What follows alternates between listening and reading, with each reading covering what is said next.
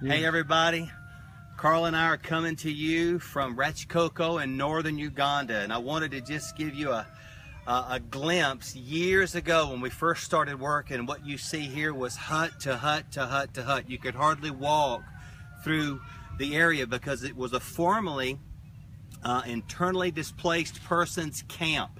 You can see beside us here is a latrine. That's an old latrine, and there was between 10 and 15, possibly more, 1,000 people living here in this small spot, highly contained because of the LRA rebel war.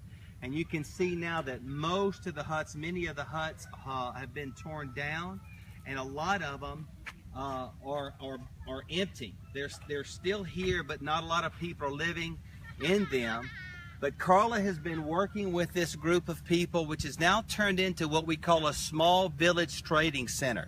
And it's actually a functioning community that's starting to grow. They're even talking about putting in water lines so that there's water for the people as they build and grow.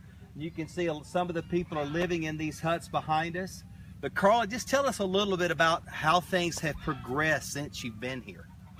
Yes, things have changed over the year. A lot of people have gone back to their villages to resume work, which is doing a garden, because that's the way they live here on agriculture.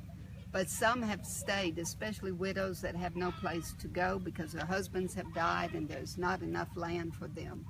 But Rackoko is progressing. We've got a primary school here that's very good. They're beginning, as Jim said, they're making plans for water and also for roads, where they're making plots here for people that can buy the plots and settle. And eventually our main road is going to be paved, and we believe that progress will really come when that road is paved. But meanwhile, we're trying to help take care of those that cannot take care of themselves right now. And it's all been because of you guys, so many of you that are going to be able to see this. When you sow into Lamplighter, when you sow into what's happening in North Uganda, the money is touching real people in real need, and it's making a difference. It's bringing the children, giving them nutrition, it's helping them get educated, it's taking care of the elderly, and more importantly, it's releasing the gospel. The reason that we're here is not necessarily because we're compassionate or because the need is great. It's because the Lord loves these people and they matter to Him, and we're just agents and vessels in which He can release His love, mercy, provision to them.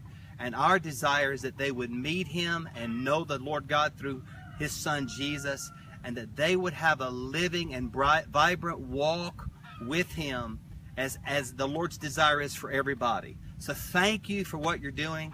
Thank you for allowing us to come here and do this work, and blessings to you today. Amen.